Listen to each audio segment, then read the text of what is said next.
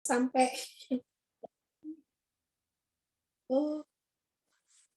ya balik lagi. Ya, kita mulai aja ya semuanya. Assalamualaikum warahmatullahi wabarakatuh. Waalaikumsalam warahmatullahi wabarakatuh. Aduh, kayak suaranya udah sayup-sayup nih, Pak. Dengan Bapak siapa nih? Pak siapa? Ya sudah, kita mulai ya. Ada yang udah dibaca stroke materinya? Baru dibaca Sinse. Kan udah dikirim kemarin. Belum baca Sinse. Baru selesai praktek kalau saya. Oh gitu ya, sama kita ya Bu ya. Ya mungkin kalau dengan malam ini jadi enak ya udah. Ya saya gini aja pulang udah langsung ke kamar. AC-nya panas nih. Tutupin deh.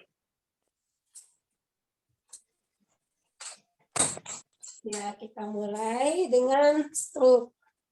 Aduh nih materinya ada di mana nih? Saya buka laptop dulu.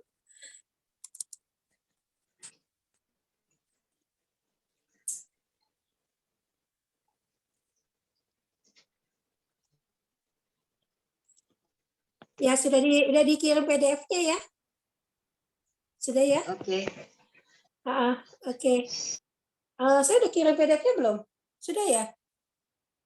Sudah kan ya ke grup ya? Udah Sinse, udah.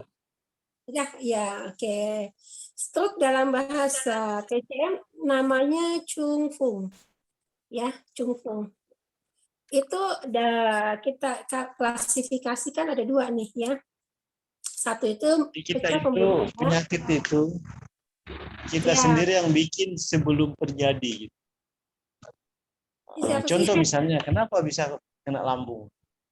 Salah satunya terlambat makan. Kedua, ada yang bocor sih, ada yang bocor itu tolong makan karena tanggung kan, ada pekerjaan. Terus makannya buru-buru. Nah, itu maaf, ini kita ini ya, apa kayak tumpuk gitu ya?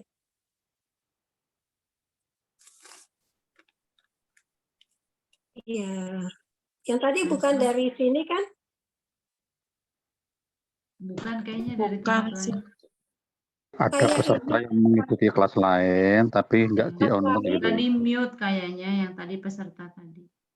Oh, tadi peserta. Oke. Jadi saya nggak paham nih Zoom apa double dengan Zoom yang lain gitu ya. Agak-agak gaptek soalnya. Nah ini kita bedakan stroke itu ada dua. Yang pertama stroke hemorrhagic, yang kedua non hemorrhagic. Kalau stroke hemorrhagic itu ini kebalik ya, stroke hemorrhagic dengan non hemorrhagic.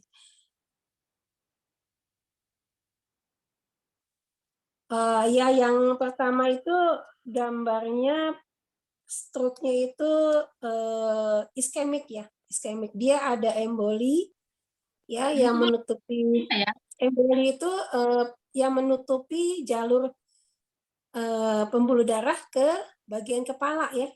Ada nadi yang 3 itu nadi kerotis namanya, di mana di situ tertutup arus darahnya menuju kepala. Jadi ini ya otak kita ini membaca itu dengan bersilang. Jadi kalau ada masalah di gangguan di posisi kanan, maka yang bagian kiri ini tidak bisa menangkap ya. Ya misalnya ada semacam sumbatan di bagian kanan, maka yang lumpuh itu adalah bagian yang kiri, bukan yang kanan. Ya sumbatan di kanan, tapi yang lumpuh bagian yang kirinya seperti itu. Ini sumbatannya menutupi ya emboli ya. Nah itu bisa dilihat gambarnya. Bisa lihat gambarnya ya. Nah ini namanya stroke non hemorrhagic. Terus screen-nya belum dipindah Sinse. Teh, pindahkan teh. Kemana nih hostnya nih? Hostnya bisa ditanya-tanya dulu nih. Nah ya tuh ya. Nah ini dia nih. Ada penyumbatan di bagian pembuluh darah. Misalnya kalau kanan maka yang bagian kiri tidak mencapai ya atau tidak mendapat suplai oksigen, dia mengalami satu posisi kelumpuhan akibat dari misalnya nekrosis ya, kematian saraf seperti itu. Ada juga trombotik itu seperti kekentalan darah ya. Darahnya dia mengental juga. Tidak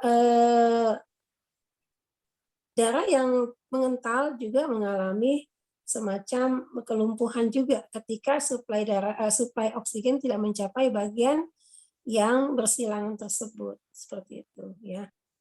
Jadi gejala-gejalanya bisa dilihat itu awalnya kesemutan ya, bagian-bagian yang sakit atau bagian yang akan mengalami satu iskemik itu nantinya diawali dengan suka kesemutan, terus mudah mengalami mual, pandangan matanya juga mulai kabur, terus ada kesulitan menelan padahal dia masih posisi belum mengalami iskemik, tetapi dia udah mengalami gejala-gejala yang akan suatu saat akan stroke ya.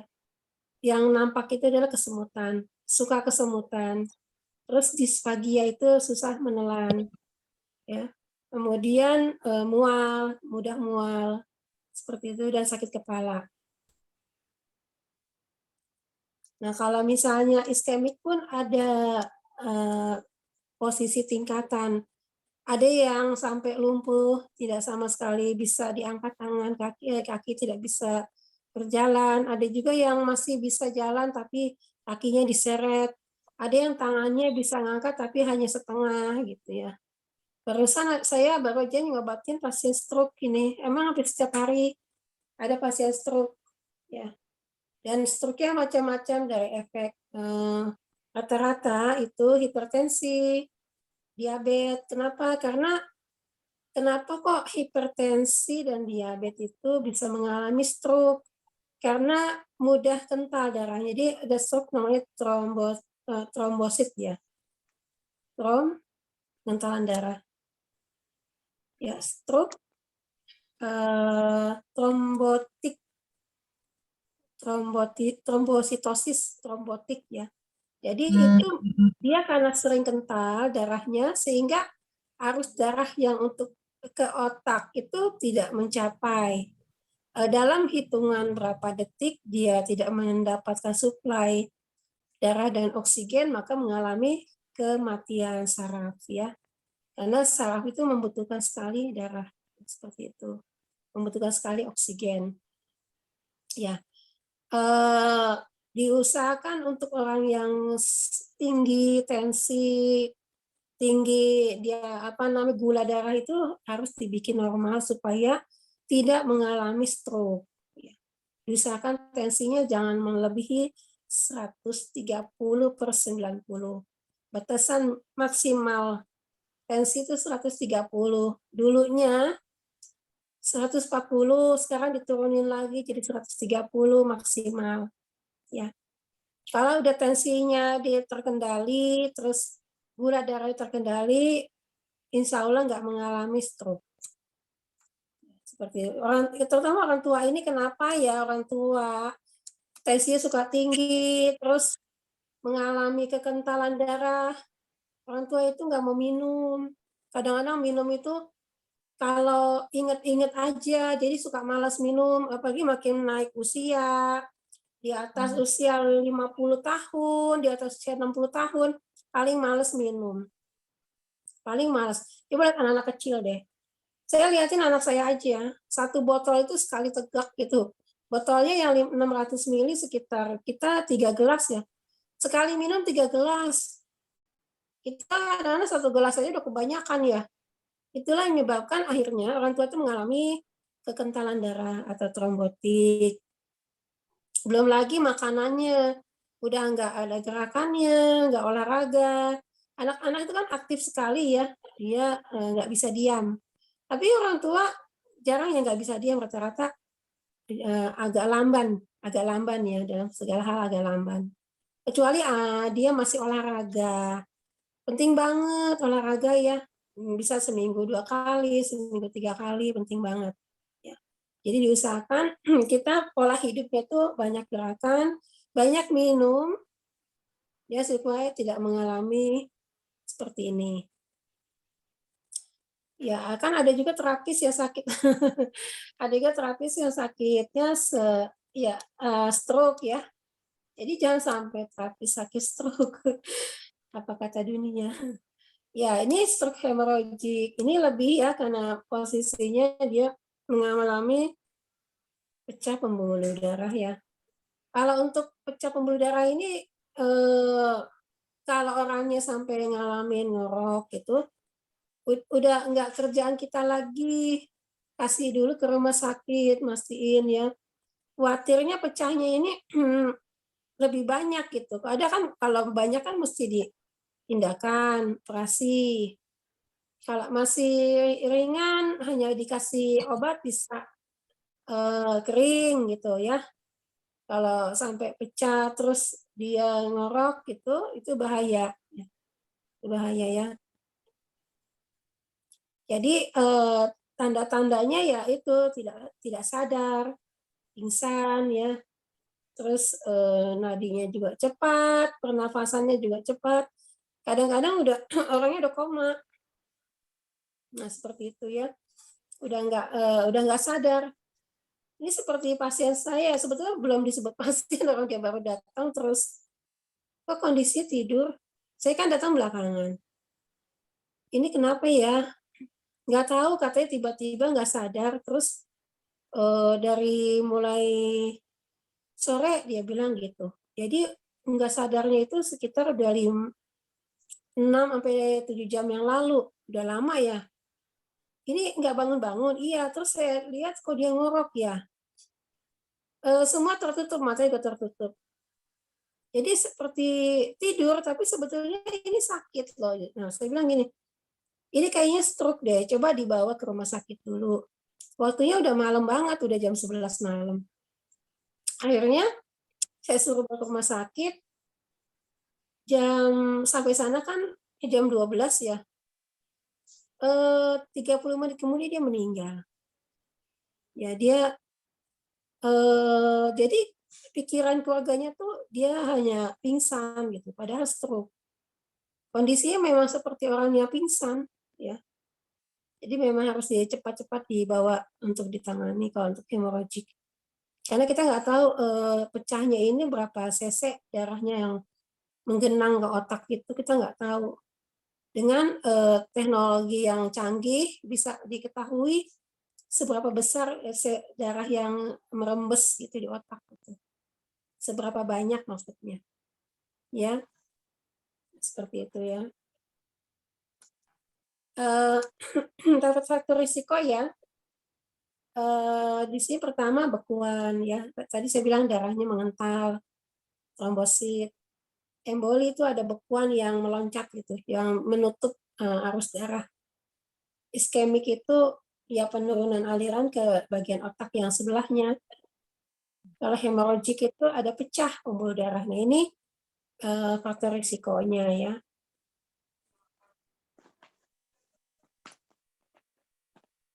Nah, ini tanda-tandanya ya.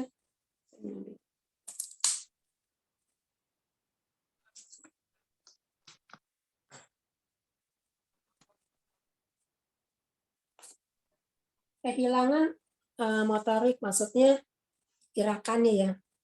Gerakannya itu.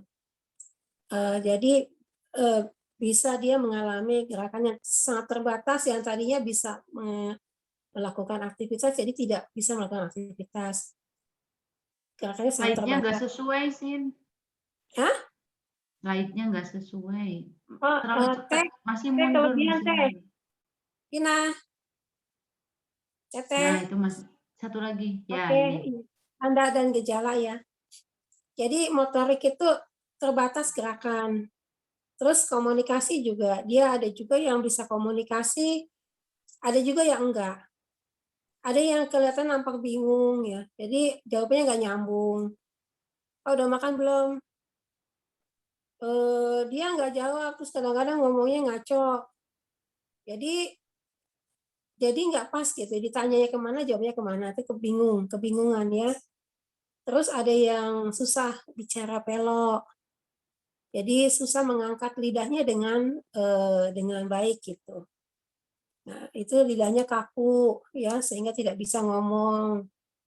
Ada lidahnya masuk ke dalam, sulit sekali membuka mulut.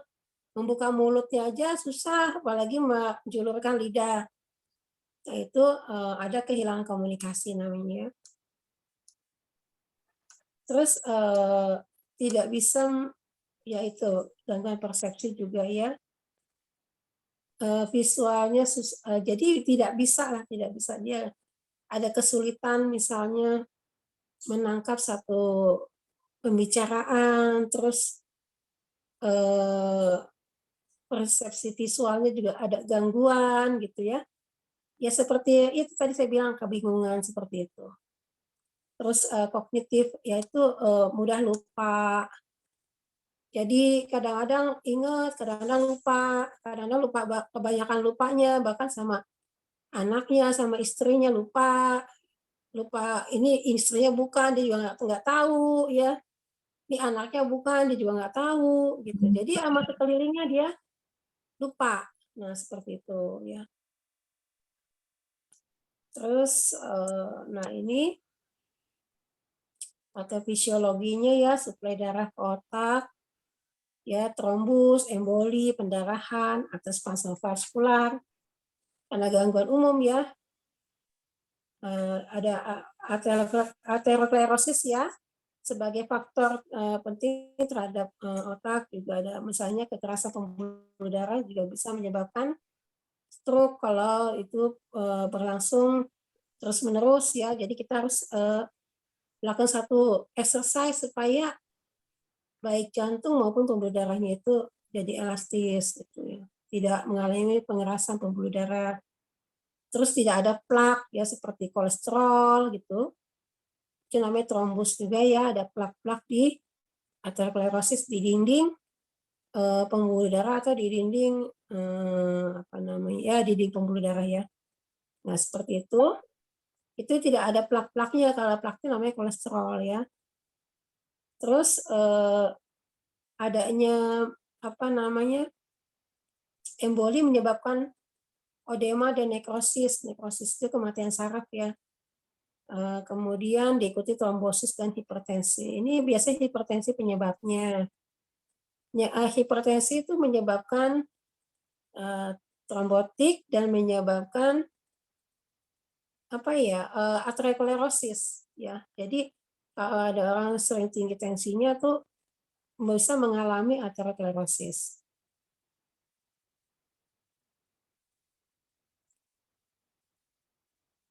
Kemudian lanjut lagi lanjut ke bagian mengatasi stroke ya. Oh enggak, ini stroke dalam perspektif Chinese medicine ya. Jadi yang tadi pandangannya menurut penyakit, nah ini pandangan stroke menurut CM atau Chinese medicine. Dalam Chinese medicine disebut Chung Fung. Ada dua kategori ya, yaitu Chung Ching Wo, serangan pada meridian ya, dan Chung Chang Fu, serangan pada organ. Kalau Ching Wo itu adalah meridian, kalau Chang Fu adalah organ.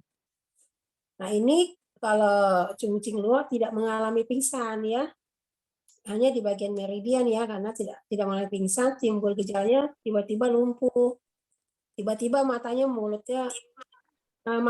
miring, mulutnya mencong, terus bicara tiba-tiba tersendat, tapi kondisinya masih sadar, itu namanya Chung Ching Wo ya.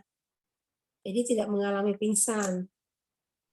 Tiba-tiba jatuh, nggak bisa jalan lagi. Nah, itu namanya Chung Ching Wo ya. Kalau Chung Chang Fu itu seperti hemorragik. Dia pingsan, tidak sadarkan diri. Terus lumpuh ya sebelah tubuhnya ya. Mata miring, mulutnya mencong. Bahkan tidak memahami orang bicara, bahkan kadang-kadang hilang kesadaran. Ya, seperti itu. Nah, diferensiasi sindromnya apa? Cungfung sindrom meridian luo ya, lemah terserang karena angin. Penyebabnya faktor lingkungan yang tidak sempurna. Cengci atau ci sejati, tubuhnya lemah ya, mudah keserang angin. Terus angin menghambat meridian sehingga terjadi cungfung. Ya, biasanya awalnya diawali dengan ototnya baal, terus tangan kaki kesemutan, tangan mata miring, mulutnya ada mencong, bicanya tersendat, terus mengalami kelumpuhan sebelah tubuh, disertai agak demam, ya takut dingin, terus alat geraknya suka mengalami kram, nyeri sendi, otot. Nah di sini dilihat selaput lidahnya putih tipis, nah halus, mengamal atau tegang senar ya. Nah ini cara terapinya memelihara shield, menyalakan ying, mengusir angin. Nah ini udah ya. Terus kemudian Cungfung sindrom defisiensi Qi ya. Biasanya udah usia lanjut ya, penyakit sel berangsur, sebelah tubuhnya tidak berdaya. Seperti itu, juga sama matanya miring, mulutnya mencong, kepala pusing, mata berkunang, muka pucat ya, layu, jantungnya palpitasi, napasnya pendek, tidak ada semangat, tidak ada tenaga, alat geraknya kesemutan yang bagian yang kena cungfung. Otot lidah pucat, selaput putih tipis, nadi halus dan lemah dan dalam. Terapinya menguatkan Qi, memelihara Xie. Cungfung sindrom stagnasi Qi bekuan Xie ya. Penyebab umumnya usia tua, Qi tubuh lemah, terus jaringan tubuh kurang penghangatan, sehingga Qi lemah juga, Qi lemah sih jadi ikut lemah ya. Gejalanya lumpuhnya sebelah, mata miring, mulut mencong, bicaranya tersendat, dari mulutnya keluar liur. Jadi karena mulutnya mencong, jadi mudah berliur. Warna mukanya juga pucat, tidak nafsu makan ya. Ada cungfung bisa nafsu makan, usia tua biasanya nafsu makan juga malas. Banyak kencing atau ngompol, jadi kencing itu nggak disadarin lagi, atau udah ngompol. Suka kan ada pasien yang bau air seni ya, jadi dia tuh ngompol nggak terasa lagi, tiba-tiba ngompol aja. Jadi dikasih pampers ya supaya ya itu karena ngompol nggak bilang-bilang atau udah ngompol. Nah di sini otot lidah pucat, terus ada bercak ungu karena ada stagnasi Qi ya. Kalau ada stagnasi ada bercak ungu, selaput tipis. Lagi lanjut ya. Terapinya menguatkan Qi, melancarkan Xie, terus membuayarkan bekuan. Sindrom Yin Si, hati dan ginjal. Ini biasanya mengkonsumsi makanan lemak, yang sifatnya lembab, dan panasnya berlebihan. Minumnya alkohol, terus koitus berlebihan, menderita sakit tahunan ya. Jadi makin lemah tubuhnya bisa menyebabkan cungfung juga. Nah, sehingga menimbulkan angin dalam. Angin dalam, angin internal ya, bukan angin yang berhembus, bukan. Kesadarannya terganggu ya, terjadi penyakit tiba-tiba. Lumpuhnya sebelah tubuh, mata miring, mulut mencong. Biasa sering pusing, telinganya juga berbunyi, kayak tinnitus ya. Daya penglihatannya juga buram, tangannya tremor. Terus tungkai kesemutan. Telapak tangan kaki dan dada suka panas dan gelisah. Pinggang, dengkul juga lemes. Otot lidahnya merah, selaput sedikit. Jadi koyak ya selaputnya ya. Nadi Xian halus cepat. Kemudian pengobatannya memupuk yin, menekan yang. Kemudian Chung Chang Fu. Ini yang kedua, Chung Chang Fu ya. Penyebabnya yang hati berkobar ya. Karena banyak pikiran, orang yang banyak pikiran ya, depresi, ya terjadi stagnasi. Stagnasi itu karena efek dari depresi ya. Jadi jangka yang panjang, jangka lama, karena jangka lama api hati berkobar ya. Yang hati naik ke atas, melukai yin dan xi dalam tubuh. Karena sering emosi juga akibat yang hati berlebih menimbulkan angin, menghambat meridian, terjadi jungfung. Kemudian gejalanya itu suka pusing, tiba-tiba jatuh pingsan, tidak sadar diri ya. Jadi yang Chung Chang Fu itu yang pingsan ya. Nah, jadi mulutnya terkancing, mulutnya langsung tutup, nggak bisa buka mulut, tangannya menggenggam. Genggam itu kaku ya. Nah, muka merah, tubuh demam, tubuhnya demam. Alat geraknya kejang. Ya. Suara bernapas kasar seperti ngorok gitu ya. Kan kasar ya. Lumpuh sebelah tubuh, mata miring mulai mencong, berjalan jatuh tersendat ya. Atau lidah merah, selaput lidah tebal kuning atau padat licin. Biasanya kalaupun buka mulut itu tebal ya, lidahnya itu selaputnya tebal, terus kayak kotor gitu. Ya, seperti itu.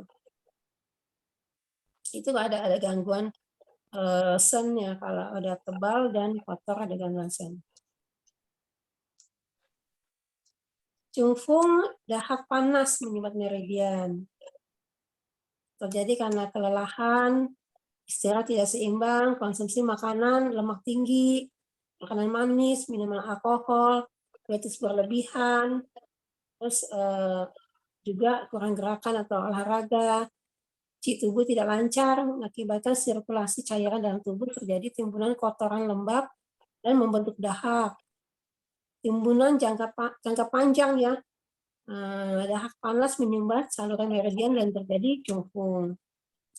Bentuk tubuh cenderung gemuk, biasanya sering banyak dahak, tiba-tiba jatuh pingsan, tidak sadarkan diri, lumpuh sebelah tubuh ya, sama mulut miring, mulut mencong, mata miring, bicaranya tersendat, suara napas kasar, terdengar suara dahak, muka dan mata tampak kemerahan, mulut terkancing, kedua tangan mengepal dan kejang-kejang. Ini otot lidah merah, selaput lidah kuning padat licin. Ya, nadinya tegang senar ya. Metode membuang kotoran dahak membuka kesadaran. Jungfung, dahak dingin menyumbat meridian. Pada umumnya karena kondisi tubuhnya, Qi-nya lemah, banyak lembab, beban emosi mengakibatkan gangguan fungsi hati. Menindas limpa, bendungan Qi hati menimbulkan angin dalam. Limpanya lemah, tidak dapat mengeringkan lembab sehingga muncul dahak. Angin dan dalam bergejolak dan dalam tubuh menghambat meridian, terjadilah jungfung. Tiba-tiba jatuh pingsan, tidak sadarkan diri, mulut terkancing, lidah kaku, susah bicara, mulut berliur, alat geraknya dingin dan kejang. Muka pucat, bibir keunguan, lumpuh sebelah tubuh, mata miring, mulut mencong.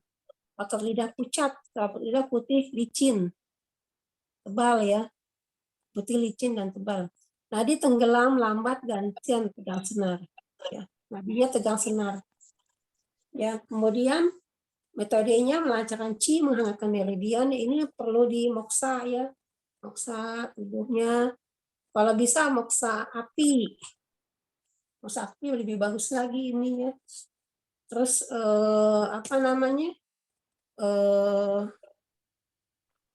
jangan bekam basah ya, jangan bekam basah dulu kalau udah kondisi yang lemah. Terus membersihkan dahak, membuka kesadaran. Karena ada pucat ya, jadi jangan bekam basah. Bekam api paling bagus. Kemudian Jungfung sindrom yang si Qi terkuras ya. Penyakit menahun, Qi tubuhnya kurus ya. Jadi udah tahunan sakit, tubuhnya kurus, fungsi semua organnya udah lemah, Nah, terkena udah lemah semua, baru kena stroke ya. Penyakit penyakit luarnya menyerang tubuh, melukai Qi. Jadi Qi semakin lemah, mengakibatkan yang tubuh tidak harmonis, sehingga terjadi cungkung. Tiba-tiba pingsan, tidak sadarkan diri, mata terpejam, mulut menganga. Jadi matanya terpejam, tapi mulutnya menganga. Ya, lidahnya menciut, tidak dapat bicara. Lidahnya tidak bisa menjulur ya. Kemudian, mas suaranya nggak ada, ada ya. Kemudian tangan terbuka, lunglai dan mengompol. Jadi kencingnya nggak disadarin lagi. Alat geraknya dingin, kaki tangan dingin, menunjukkan keringat dingin juga.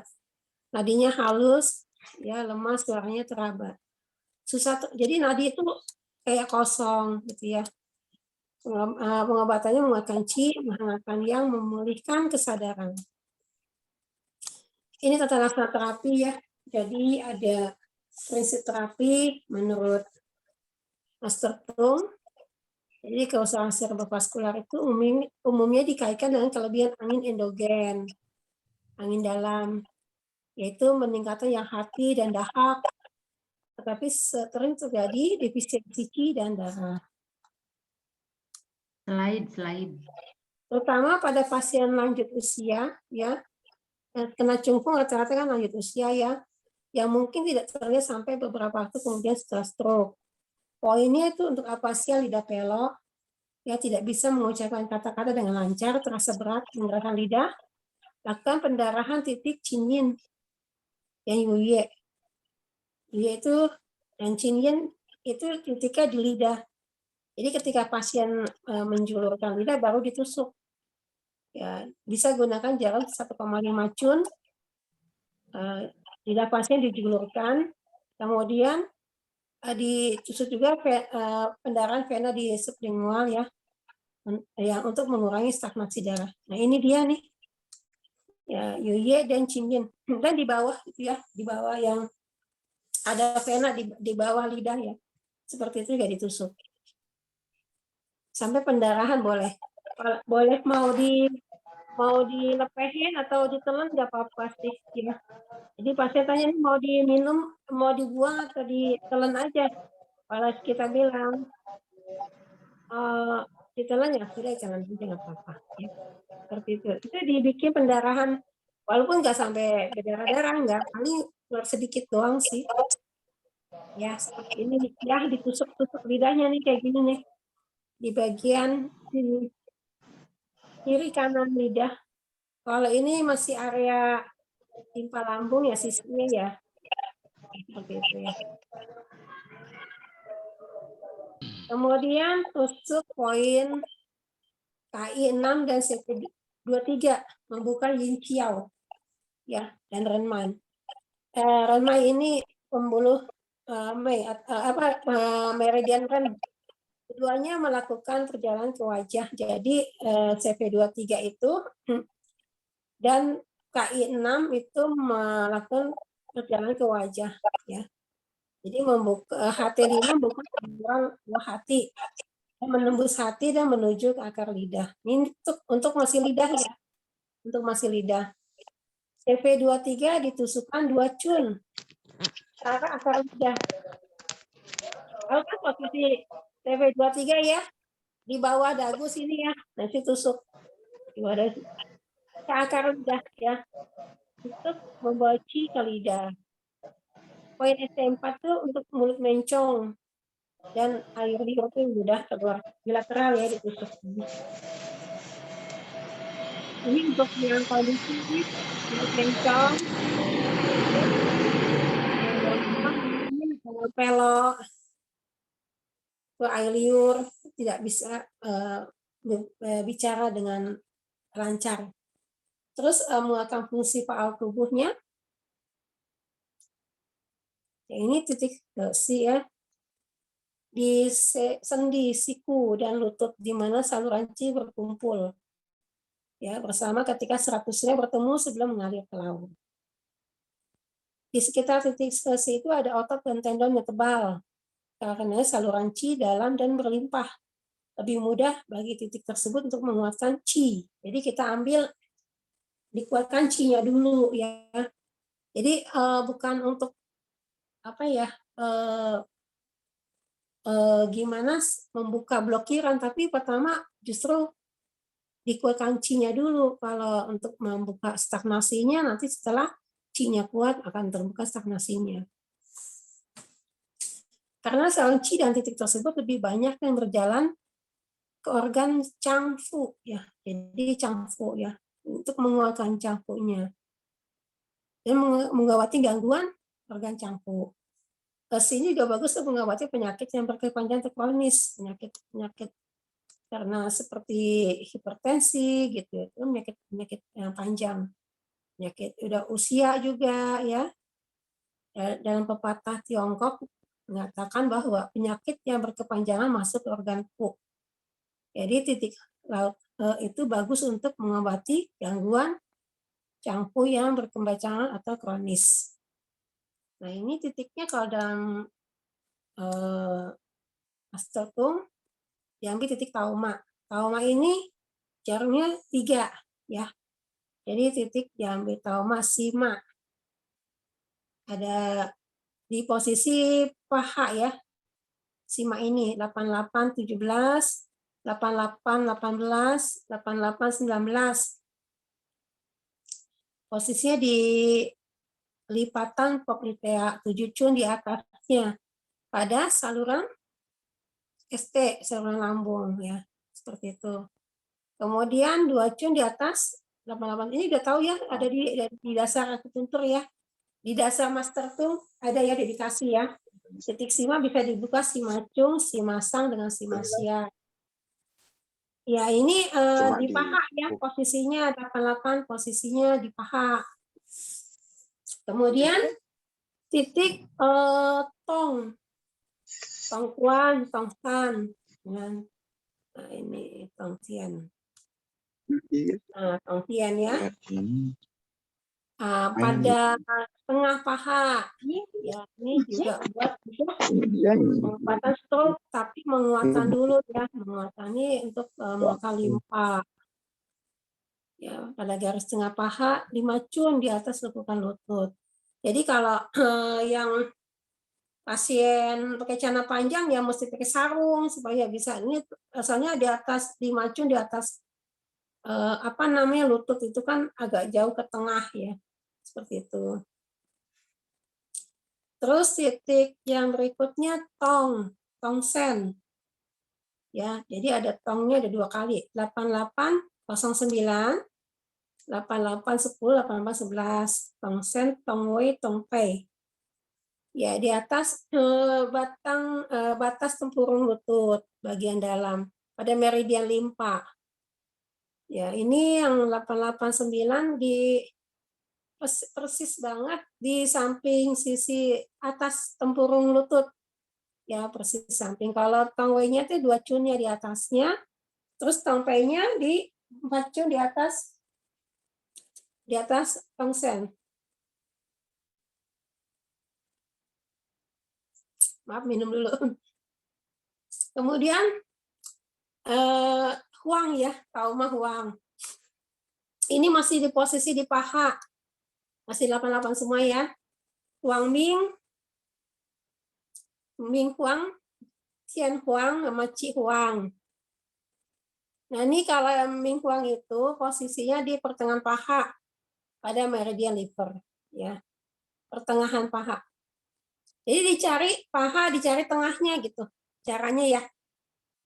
Jadi dari ujung lutut sampai batas iliaka itu dicari tengahnya. Kemudian udah dapat tengah, baru 3 cun itu di atas, Tian Huangnya di atas Ming Huang, dan kalau Ci Huang itu di bawah dari Tian Huang, di bawah dari Ming Huang. Ya, jadi Ming Huang itu tengah-tengahnya gitu ya. Seperti itu. Ini di meridian liver ya. Ya kalau meridian liver itu meridian liver dari dasar akupuntur ya. Nanti itu diambil di situ. Kemudian Xiaoshan Huang, 3 kaisar ya. Di sini sekarang ke arah bawah tungkai bawah 77 ya. 77 itu tungkai bawahnya di betis ya. Tian Huang itu 1 cunnya di bawah SP9. Kalau Ti Huang itu 1 cun di atas malleolus medialis. Ren Huang itu 4 cun di atas malleolus medialis. 4 cun ya. Jadi Ren Huang itu hampir dekat dengan apa ya, SP6 ya. Di atas 1 cun di atas SP6. Ya, seperti ini. Oke, lanjut lagi ya hemiplegianya ya, lingkut tapai. Ya, ini untuk kasus dana kelumpuhan. Jadi lingkut tapai ini adalah metode tusuk jarum Tiying, korespondensi tubuh melalui koneksi dan saluran usus besar dan saluran hati atau kayu. Usus besar juga sesuai dengan kayu mengobati penyakit tendon. Ya, elemen titik lingkut tapai dan caranya mengobati penyakit terkait tendon ya. Kemudian, nah ini titiknya ya, muhwo juga diambil. Muhwo itu titiknya 11-10. Dr. Wenci itu menambahkan jadi 4. Jadi titiknya coba di, ini mana teh? Kok nggak ada, naik lagi coba ke bawah lagi ke bawah. Nah ini, muhwo itu titiknya ada 4 ya. Di sini kalau master itu kan muhwo kan 1. Ini Dr. Wenci menambahkan jadi 4. Pakai jarum setengah cun masuk ke lurus saja ya ke dalam ya. Tuh. Jadi masuk sekitar 0,3 cun. Titik ini memperkuat jantung, meningkatkan sirkulasi darah ya. Karena hemiplegi itu hubungan dengan bekuan darah, maka melancarkan aliran darah. Kemudian tauma sanca ya, sanca itu di bagian dalam bagian jari-jari ya, dimasukkan ke antara metakarpal ya. Jadi antara metakarpal dimasukkan ke dalam metakarpal yang jumlahnya 3, namanya sanca I, sanca Er, dan sanca San. Kemudian diambil 2 ciancung. Itu untuk hemiplegia ya, kelumpuhan di bagian yang sehat ya, di tengah otot deltoid. 4406 ya, di tengah otot deltoid diambil. Kemudian diambil juga rencung ya, rencung 4408, 8 cun di atas rekan kubital. Jadi 3 cun maksudnya, lokasi sama dengan LI 13. Tapi rencung ini di akupuntur tidak ditusuk. Hanya Master Tung memperbolehkan dengan syarat penusukannya akurat. Karena kenapa? Kalau misalnya condong ke sisi anterior, nanti otot bisepsnya terluka. Kalau condong ke posterior, humerusnya terluka. Seperti itu ya. Jadi harus tepat titik di bagian 4408. Kemudian ticung. Ticung ini 2 cun di atas 4408 dan tiancung itu 3 cun di atas 4409. Ini tauma sihwa ya. Sihwa sang 3 cun di bawah ST35 pada tibia lateralis overlapping dengan ST36. ST36 ini fungsinya banyak ya. Dia 1 untuk sistem imun, 2 untuk tonik qi, terus untuk jantung, pencernaan. Jadi titik Sihwa sang ini atau ST36 banyak sekali fungsinya. Bahkan setiap orang yang sakit dengan kelemahan fisik, kelesuan, kelemahan fisik itu ditusuklah ST36 atau Sihwa sang.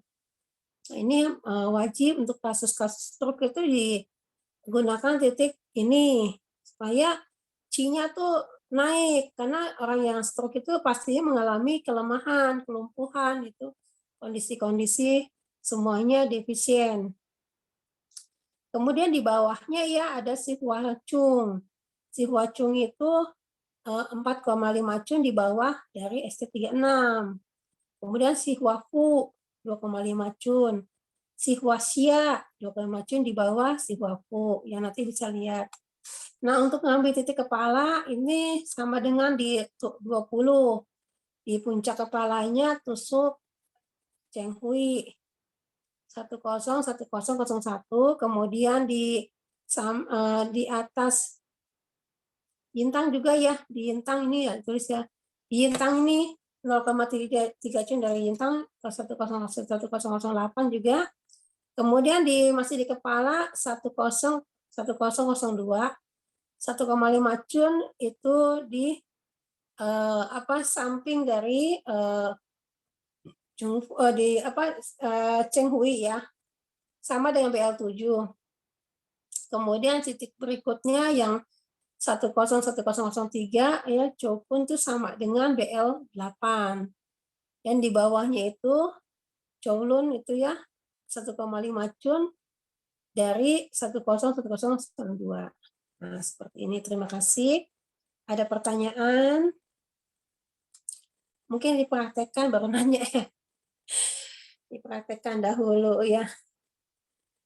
Ya, yang ada punya pasien stroke siapa? Saya Sinse Saya Sinse. Maaf, yang siapa nih? dengan Opi. Iya. Ya. Gimana? Sinse, ya ini maaf mau tanya kalau yang untuk puncak kepala itu ditusuknya itu kemana Sinse? Apa? Kalau puncak kepala? Arah Kan, jarumnya. oh, ya. Arah jarum. Jadi di buku aku udah mengajarkan master tung pertama itu untuk di kepala ya 1010 itu artinya kepala. Kepala itu sama dengan wajah juga nih. Ini wajah juga kepala ya. Itu jarumnya 0,5 cun. Jadi kalau master tung gunakan bagian kepala itu kebalikan dengan Chinese medicine ya, jarumnya panjang banget. Kalau dia hanya cukup setengah cun aja, baik di wajah maupun di bagian kepala. Penusukannya hanya karena jarumnya kecil, ya insersinya kecil juga, sedikit juga, paling 0,2 atau 0,3. Gitu ya. Maksudnya ngarah misalnya Arah tusukannya, iya. arah tusukannya posterior Mungkin aja. ke depan atau ke belakang jarumnya Ke gitu belakang, mungkin. posterior ya, ke belakang ya. Ke belakangnya. Oke, siap. Iya. Lanjut. Ya. Gini, Sinse, berarti kalau misalnya ada kasus stroke itu, semua titik ini diambil atau tergantung keluhannya saja, Sinse? Begini ya, kalau emang masih bagus, kisinya masih bagus, dia masih bisa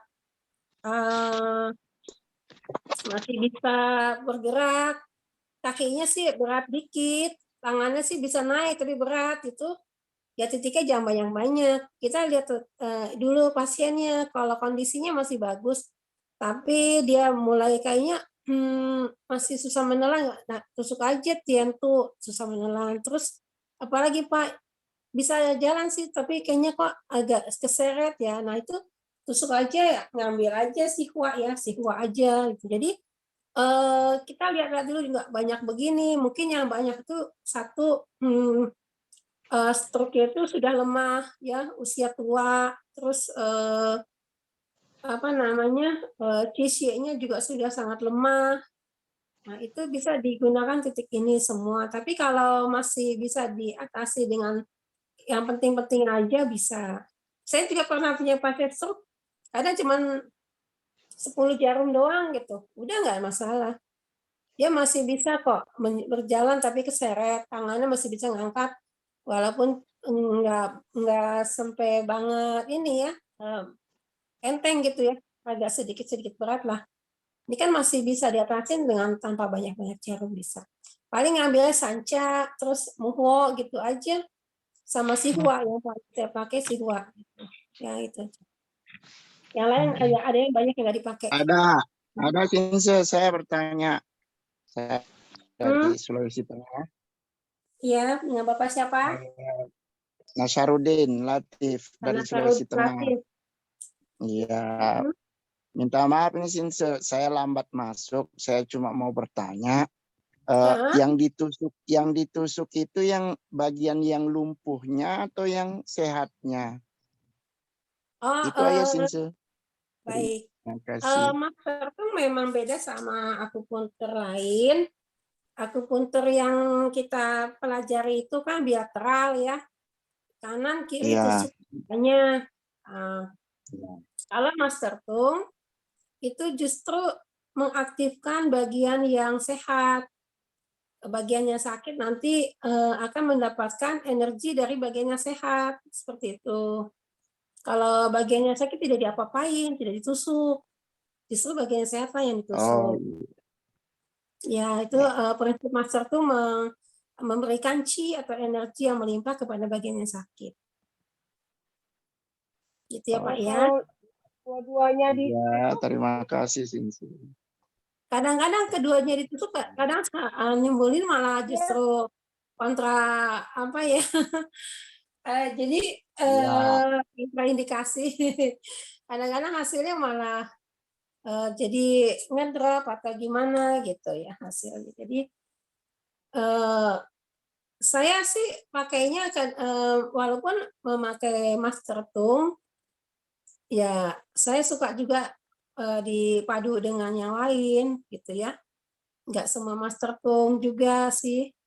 Kadang kita juga perlu mempelajari ilmu-ilmu yang lain supaya bisa mengatasinya dengan cepat gitu, seperti itu. Ya. Tapi saya 80% Master Tung lah. Jadi sedikit yang lain tuh. Misalnya saya pakai akupuntur telinga gitu ya. Kan kasusnya dia sesak napas, napasnya pendek, atau kondisi-kondisi lain yang memerlukan juga akupuntur telinga. Itu saya kadang pakai akupuntur telinga untuk lebih cepatlah hasilnya, energi yang didapat lebih bagus. Ya. Sin, Nggak saya ada mau gambarnya, bertanya. Teteh nggak ada gambarnya. Mana nih Teteh? Itu udah di slide terakhir. Sin, saya mau nanya. Ya udah. Kalau ada pasien yang stroke hemoragik sudah dioperasi, itu apakah masih bisa dengan teknik Master Tung? Oke, pertanyaan bagus ya. Jadi gini, selesai operasi berarti kan udah pulang kan, udah pulang. Nah itu memang harusnya memang di terapi akupuntur. Karena keterbatasan medis ada banyak banget ya, misalnya sampai belum bisa mengatasi tungkainya gitu. Jadi masih lemah lah, belum bisa jalan, belum bisa bergerak, tangannya masih juga lemas. Nah itu udah pekerjaan akupunturis ini. Itu udah harus dikerjakan dengan akupunturis untuk mengembalikan lagi fungsinya gitu. Walaupun hemoragik memang pastinya nggak 100% lah langsung seperti yang yang sembuh total. Ada aja yang sedikit, misalnya udah sih jalan tapi jalannya nggak sempurna gitu ya. Terima aja, memang ada banyak nekrosisnya ya. Kalau udah pembuluh darah udah mati kan nggak bisa dibalikin lagi untuk jadi normal. Itu aja sih. Jadi tetap bisa diterapi, maksimalkan terapi, juga minum herbal ya. Untuk mendukungnya, jangan lupa di di moksa, karena moksa itu penting juga, moksa atau enggak dikasih TDP, lampu pemanas. Kalau dia ada masang alat pemacu jantung, ya nggak boleh. Pasang ring juga nggak boleh ya, pakai moksa. Ya ada kontraindikasi dengan pemanas untuk alat pemacu jantung. Seperti itu ya. Ada lagi yang lain? Saya Sinse, Jaya Sinse. Oh iya. Izin bertanya, saya punya pasien stroke juga, Sinse. Tapi alhamdulillah sekarang kondisinya sudah sangat baik. Tadinya tangan sebelah kirinya itu nggak bisa diangkat sama sekali. Tapi sekarang alhamdulillah sudah bisa megang telinga, sudah bisa. Jadi sholat juga sudah sangat bisa gitu.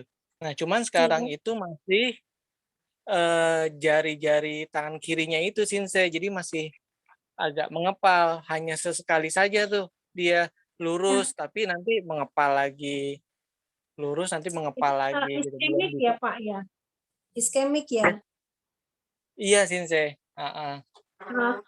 Kan iskemik kan ada emboli ya, biasanya juga mungkin masih ada semacam emboli, jadi bisa pakai apa namanya pengencer darah ya, pengencer darah kayak Tansen gitu. Minum herbalnya juga Pak, minum herbal pengencer darah kalau apa namanya aspirat ya, kalau obat, nah itu bisa pakai Tansen juga. Jadi dikasih pengencer darah, kemungkinan darahnya udah mengental. Yang kedua juga dicoba terapi dengan lintah juga. Lintah juga bagus untuk mengatasi lintah itu di bawah leher. Oh, di bawah leher. Nah, itu 3 lintah bawah leher terus itu ya. Itu mudah-mudahan dia ada perbaikan dari jarinya karena tangan itu hubungan dengan servikal. Ya. Iya, selama ini saya kombinasi pakai itu sih bekam, saya keluarin darahnya di telapak tangannya itu dan di punggung tangannya. Udah agak mendingan tapi ya masih belum bisa lurus secara belum bisa dikontrol dengan baik gitu Sinse. Iya, coba aja dikasih lintah di servikalnya. Oh, ya. Baik.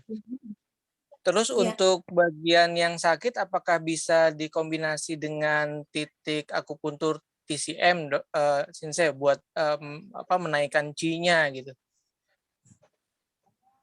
Boleh aja kalau itu bisa sanggup untuk, maksudnya bisa memberikan hasil, nggak ada masalah ya, memberikan hasil bisa. Oke, baik Sinse, terima kasih Sinse. Ya, sama-sama. Screen-nya kosong ya? Screen-nya kosong, nggak ada tulisan. Kosong sih, nggak ada gambarnya. Screen-nya Udah slide terakhir itu. Iya. Sinse mau tanya. Oke. Ya, tadi disebutkan bahwa salah satu tanda-tanda stroke itu biasanya sering kesemutan gitu ya awalnya. Iya. Nah, misalnya ini belum sampai ke arah stroke ya, ada pasien yang memang dia sering kesemutan itu berulang, biasanya habis terapi seminggu atau 2 minggu nanti balik lagi kesemutan lagi dan selalu di area tangan kanan. Itu kira-kira kalau misalnya kira-kira pakai yang master tung tadi, misalnya kan kalau master tung itu misalnya keluhannya yang di tangan kanan, dia diterapinya di tangan kiri. Berarti pakai titik yang tadi di jari-jari itu ya, saya lupa namanya. Untuk iya bisa itu diambil. Sama di 4 itu ya, yang atas. Iya, yang 4, yang tadi 4. Tensinya berapa? Tensinya sih normal, 120. 100 kadang 103. Cenderung rendah. Dikurangin makan yang bisa menimbulkan tinggi trigliserida atau enggak kolesterol ya. Itu juga bisa menyebabkan trombotik gitu ya, kayak gitu. Kalau jadi misalnya diambil yang dari servikalnya di titik apa ya, Sinse, kalau akupunturnya? Tadi kan berhubungan dengan servikal. Bisa di servikal diambil di titik ini aja di fungsi bisa diambil keduanya. Tapi biasanya di bahu sih ya, di bahu ya. Iya. Di poin SI ya. Poin SI, SI yang bentuk segitiga, SI 9, 10, 11 tuh ya, itu bisa diambil tuh untuk tangan. Itu jadi ke bagian tangan keduanya bisa diambil di SI, terus di Moxa atau di TDP. Ya, terus makanannya juga dia mesti menghindari banyak gula. Jadi di tangan yang sakitnya itu dia kesemutan kan? Jadi untuk Oh ya, kesemutan dan Iya, terasa baal gitu. Cuma kalau misalnya tidak ada keterbatasan gerak, masih bisa ngangkat tangannya, masih cuma kesemutan aja tapi itu berulang gitu kesemutan.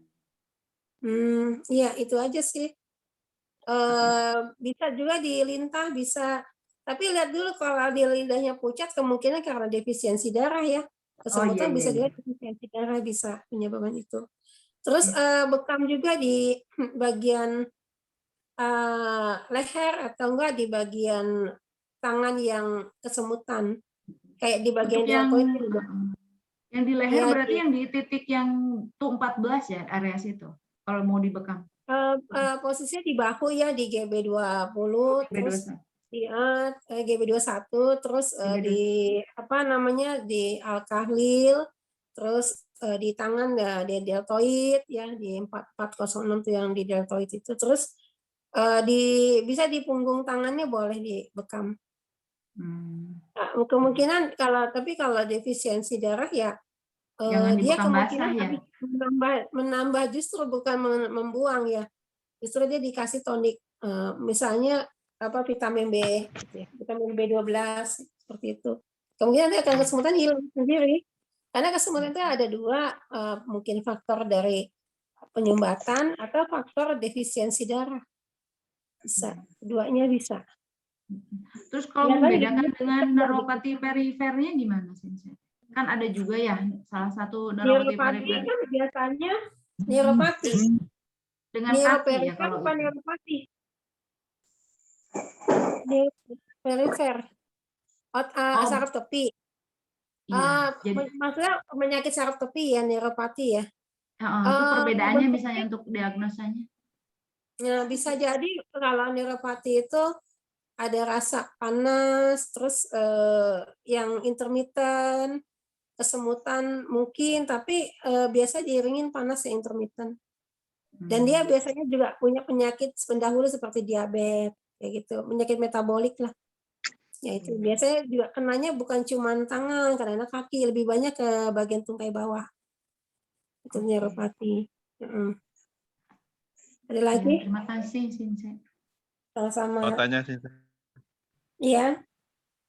Kalau untuk pasien yang sudah lama ya, misalnya sudah 2 tahun, apakah masih ada harapan bisa sembuh? Insya Allah. nggak ada penyakit yang tidak ada obatnya. Tapi emang sih butuh kesabaran. Jadi yang tadi aku kasih ini, pertama kita kuatkan dulu Qi-nya. Ya, kita keluarkan Qi-nya dulu baru diterapi untuk meningkatkan motoriknya.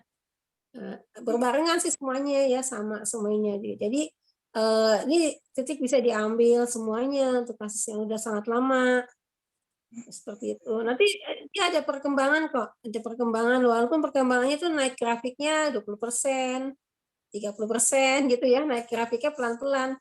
Nggak langsung kaget tiba-tiba jadi sehat kembali ya. Walau alam ya kalau kayak itu Maya. Naik 20%, 30% gitu. Soalnya udah sangat lama kan sakitnya. Ya. Ada lagi pertanyaan? Sinse mau tanya lagi kalau untuk yang stroke yang tangannya itu nggak bisa mengepal gitu, berarti ditusuknya yang sebelah misalnya kiri berarti tusuknya sebelah kanannya gitu ya Sinse ya? Iya, yang sanca ya, titik sanca itu ditusuk ya, seperti itu ya. Soalnya kalau sebelah kiri bagiannya sakitnya itu sebetulnya lebih lama kalau kita terapi. Jadi misalnya kita udahlah, oke, aku nusuk sebelah kiri yang bagiannya sakit. Tapi hasilnya lebih lama daripada sebelah kanan yang kita tusuk. Gitu, seperti itu. Berarti yang sancanya semua ditusuk ya Sinse ya? Iya, semuanya ditusuk sama 2206, 2204, 2205 dia ditusuk semuanya. Sama yang tadi yang muho juga ya ditusuk ya 1120, 1110. Tusuk juga semuanya 344 itu ya. Insya Allah mudah-mudahan bisa kok dia balik ke, cuman memang perlu waktu karena tidak ada stroke yang cepat hasil, kecuali dia itu memang memang kita kasih juga bleeding atau bisa dengan dikasih lintah ya, Karena kalau dikasih lintah kan dia punya zat hirudo. Hirudo itu pengencer darah yang alami yang dilepaskan oleh si lintah itu. Nah, sambil di hirudo sambil di akupuntur tuh bagus tuh. Karena dia langsung darahnya encer, kalau bisa malah lintahnya lintah gajah, lintah kebo ya. Supaya lintah kebo itu mengambilnya lebih banyak gitu maksimal. Kalau lintahnya kecil lama. Itu memang pendarahan kan lama 3 hari. Pasien kasih tahu sebelumnya. Ini nanti pendarahan terus ya Bu ya selama 2 hari. Kalau lintahnya kita lihat kebo gede banget. Pendarahannya 3 hari. Tapi itu lebih bagus. Saya punya pasien yang sama ya, yang nggak bisa bergerak tangannya, bahkan betul-betul sama sekali nggak bisa digerakkan. Pas dikasih lintah kebo, mana gigitnya tuh sampai 2 jam, nungguin lama, duduk gitu ya nungguin lama banget. Tapi besoknya tangannya bisa langsung digerakkan. Dan jari-jarinya yang tadi diem aja bisa digerakkan juga. Karena posisi penyakitnya kan emboli ya, ada penyumbatan. Nah, emboli ini lepas gitu. Kalau udah emboli lepas, makanya kalau dokter terawan itu dia kan punya sistem terapinya dengan brainwash. Brainwash itu di mana ada emboli, di situ yang dihajar gitu. Seperti itu ya, dia pakai brainwash sehingga pasiennya cepat lepas itu sumbatannya. Gitu, seperti itu.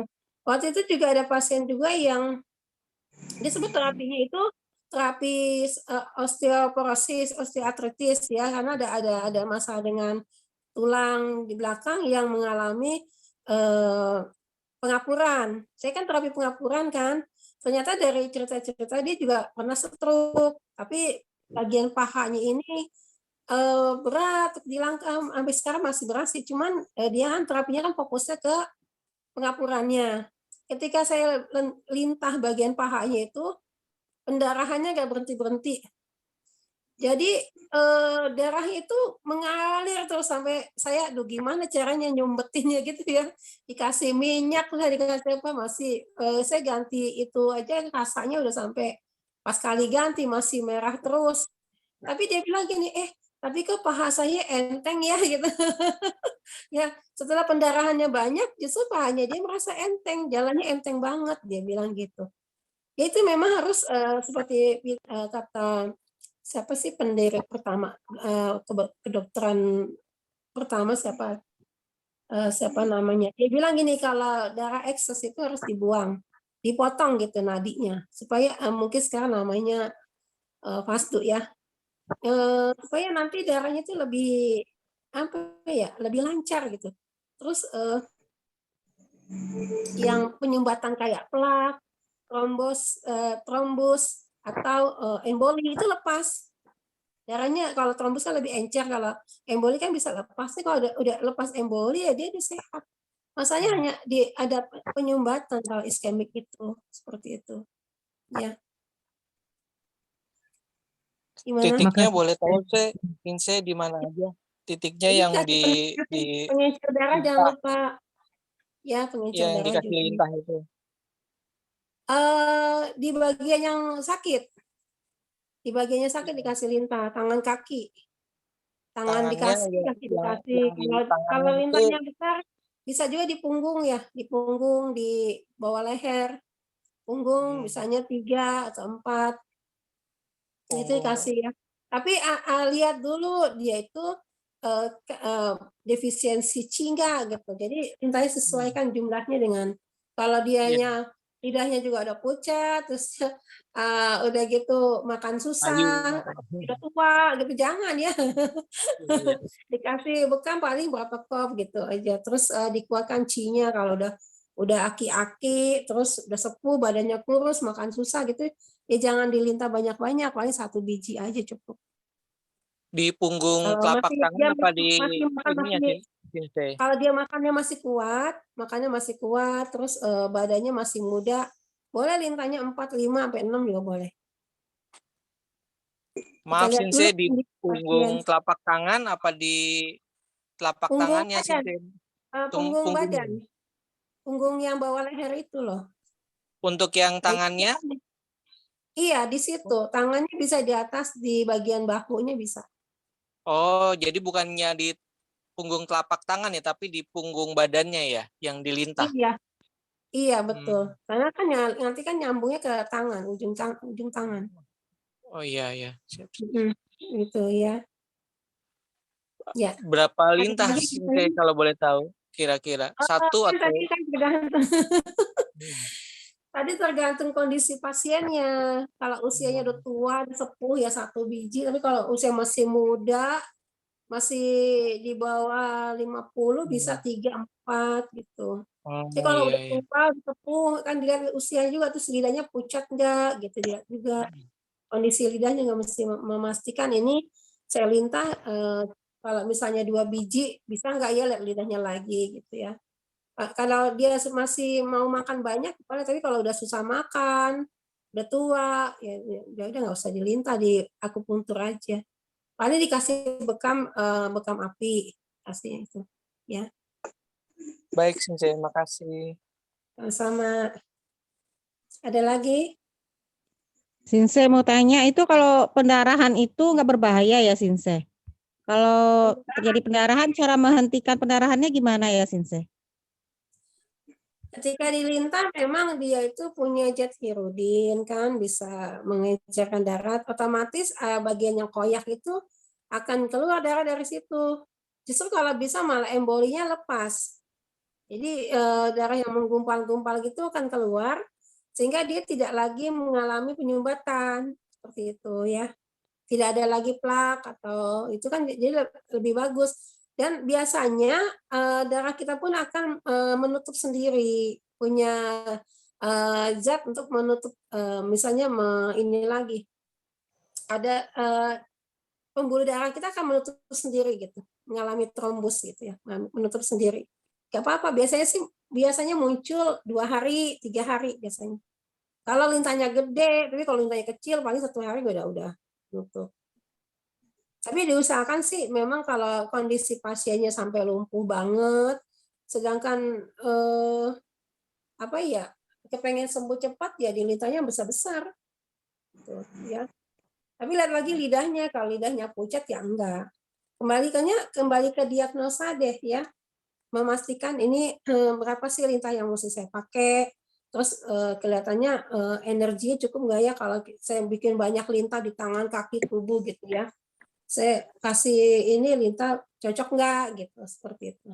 Atau kalau udah pasiennya sepuh ya udah dikasih bekam api aja. Atau bekam yang dipanaskan dengan PDP. Saya juga nggak ini kok nggak pakai, kadang-kadang akupuntur aja ya, nggak pakai bekam, nggak ada bekam, nggak ada apa, cuma di akupuntur aja udah bagus kok. Kalau misalnya kita kita juga combine dengan YNSA kan bagus. Itu bagus. Tanpa dibekam gitu, tanpa dikasih moksa itu juga bisa. Ya, gimana, ada lagi yang lain? Ya, makasih sih. Mau nanya Sinse. Kalau Mau nanya Sinse. Ya. Oke, satu lagi ya. Iya, saya Sinse. Kalau pasiennya minum obat Saya darah, berarti tidak usah pakai lintah ya, Sinse? Yang nanya siapa nih? Halo Sinse. Iya, yang nanya dengan siapa? Iya. Saya mau tanya Sinse. Kedengar ya? Apa? Pertanyaannya apa? Oh iya. Yang mana nih? Begini Sinse.